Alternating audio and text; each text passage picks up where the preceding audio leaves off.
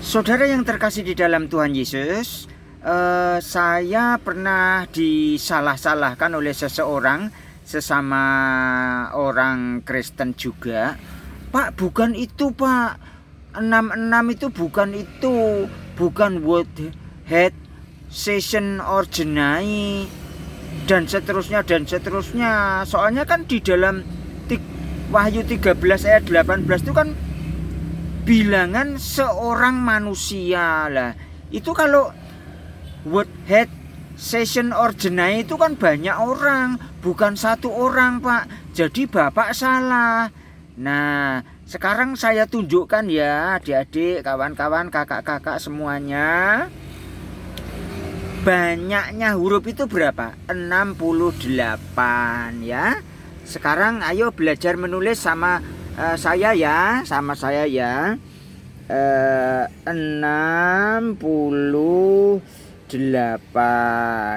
ya.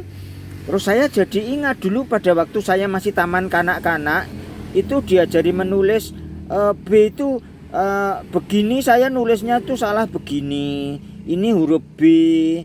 Kemudian pada zaman dulu itu mesin ketik yang model kuno itu kalau menulis G itu begini saudara, begini, itu G zaman dulu itu begini. Terus ini ada ininya sedikit ya. Jadi yang bawah itu adalah BG, yang atas itu adalah 68 itu banyaknya huruf yang kita tulis tadi. Huruf yang mana? Yuk kita tengok lagi yuk. Word head session or jenai, new word drawer, side jino, true chain fact ya. Itu huruf-huruf itu kalau dijumlahkan semuanya itu ada 68 huruf lah. Zaman saya taman kanak-kanak dulu itu kalau nulis angka 68 itu ya mirip dengan B sama G ya. BG misalnya nulis kita akan menulis bagus ya gini, ini ba ya. Nah, gini BA, kemudian G-nya tuh gini. Kalau zaman dulu itu G-nya tuh gini. Coba baca koran-koran zaman dulu kan G-nya gini. Bagus. Nah, gini bagus ya. Ini huruf B, ini huruf G, bagus. Kan mirip ya angka 68 ya. Nah, lah kok bisa mirip? Ya enggak tahu ya. Lah kok ini kok kebetulan cocok ya? Ya namanya juga cocokmologi. Ya, cocokmologi itu ilmiah apa enggak? Sangat-sangat ilmiah. Misalnya kalau Anda tanda tangan, misalnya bagus, tanda tangannya gini. Bagus. Wer. Wah. Kemudian ini di-scan oleh pihak bank untuk ngambil uang. Kalau tanda tangannya tidak cocok dengan tanda tangan asli, uangnya ya nggak akan dikeluarkan. Misalnya ada seorang yang bernama Joko menyamar sebagai Bagus. Terus Jokonya membuat tanda tangan Bagusnya tuh gini. B A. Ini tanda tangannya. Lah, tanda tangannya cocok apa enggak dengan aslinya? Oh, enggak cocok. Kalau tidak cocok, uangnya tidak bisa diambil. Kalau begitu cocokmologi itu ilmiah apa tidak? Sangat-sangat ilmiah ya. Karena dalam dunia sains itu kalau tingkat kecocokan itu benar 95% ke atas, itu kan dinyatakan ada bukti signifikan bahwa bla bla bla bla bla ya. Kalau 97,5%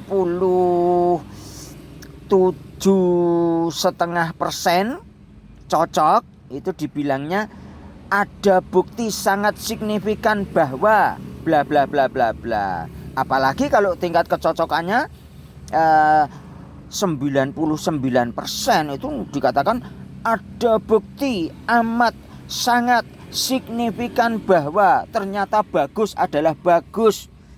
Bagus yang memiliki tanda tangan ini adalah Bagus yang sedang mengambil uang di bank. Nah, jadi cocokologi ini ya, maka ya bukan kebetulan kok jumlah hurufnya itu 68 huruf. Kemudian cocok dengan peristiwa yang terjadi sekarang. Kemudian kok mirip dengan huruf B dan huruf G. Nah, sekarang kita analisis coba. B itu apa? Saya nulis B itu, saya kan taman kanak-kanak ya. Nulis B itu seperti nulis angka 6 ya. Enggak apa-apa ya, namanya juga taman kanak-kanak ya.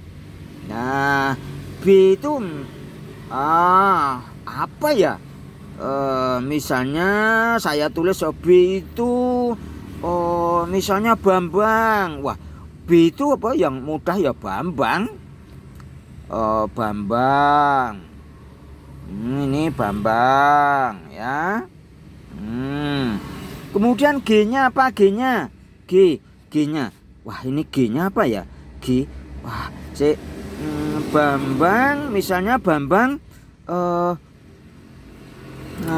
Gunarso misalnya ya. Bambang Gunarso.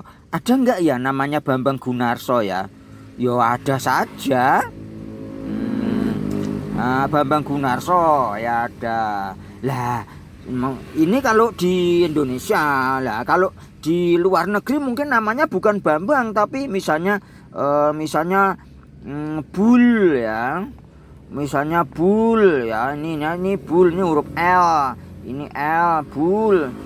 Bul siapa ya marganya? Misalnya Bul misalnya ya.